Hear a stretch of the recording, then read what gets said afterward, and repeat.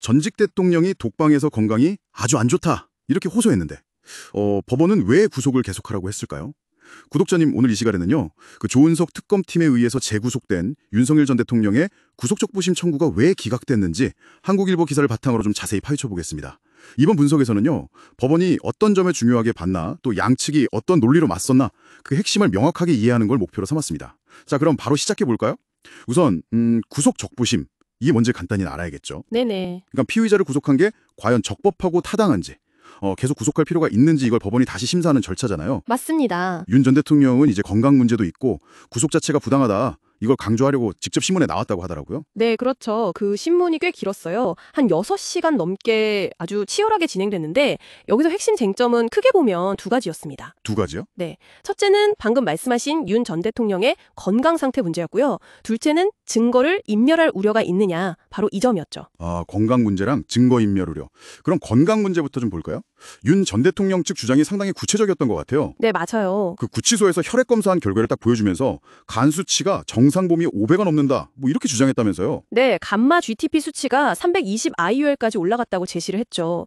정상 남성 기준이 보통 11에서 63 IUL 정도 되니까 와, 꽤 높네요, 확실히. 네, 상당히 높은 수치죠. 그래서 뭐 PPT 자료도 한 140여 장 준비해서 건강에 안 좋으니 구속은 부당하다, 이걸 엄청 강조했습니다. 140장이요.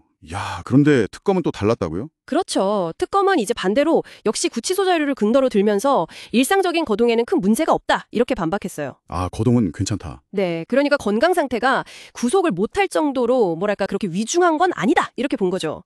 특검도 만만치 않았어요. PPT 100여 장에다가 의견서도 100쪽 분량으로 내면서 혐의는 충분히 소명됐고 구속은 꼭 필요하다, 이렇게 맞섰습니다. 팽팽했네요, 정말. 그럼 다른 쟁점, 그 증거인멸 우려, 이 부분은 어땠습니까? 이것도 만만치 않았을 것 같은데요? 네, 이 부분도 정말 치열했습니다.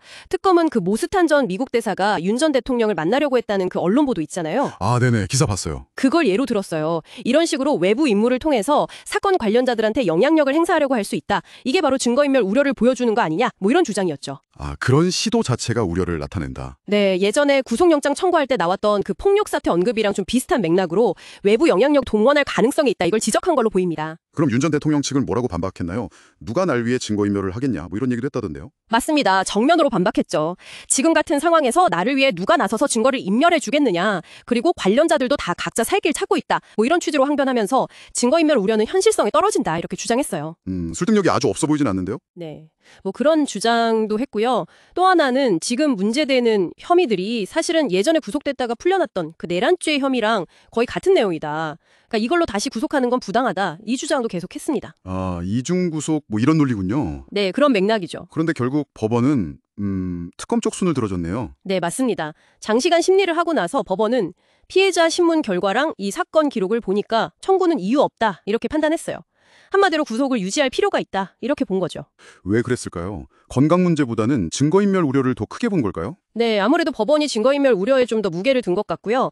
또 혐의 자체의 중대성도 영향을 미쳤을 가능성이 큽니다. 아, 맞다. 혐의 내용이 상당히 심각했죠.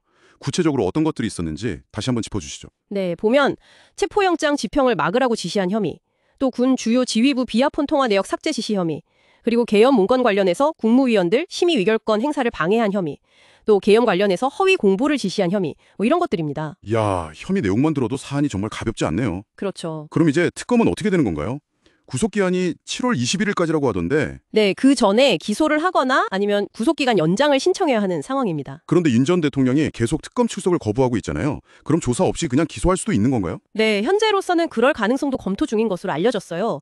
특검 입장에서는 수사 일정이 있으니까 계속 대면 조사를 기다리긴 어려울 수 있거든요. 그렇군요. 참 여러 가지로 복잡하네요. 자, 그럼 정리를 좀 해보면요.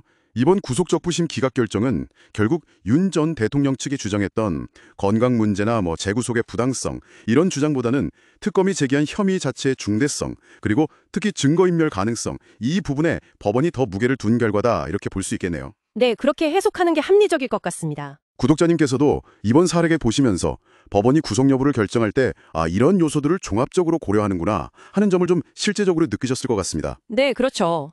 여기서 우리가 한 걸음 더 나아가서 생각해 볼 지점이 하나 있는 것 같아요. 어떤 점일까요? 그러니까 전직 국가원수가 수사기관의 소환 조사에 응하지 않는, 사실 굉장히 이례적인 상황이잖아요. 네, 그렇죠. 흔한 일은 아니죠. 이런 상황에서 우리 사법 시스템이 과연 어떤 방식으로 실체적 진실에 다가갈 수 있을까? 또 어떻게 규명해 나갈까? 앞으로 이어질 재판 과정을 지켜보면서 이 질문에 대한 답을 한번 같이 고민해보는 것도 의미가 있지 않을까 싶습니다.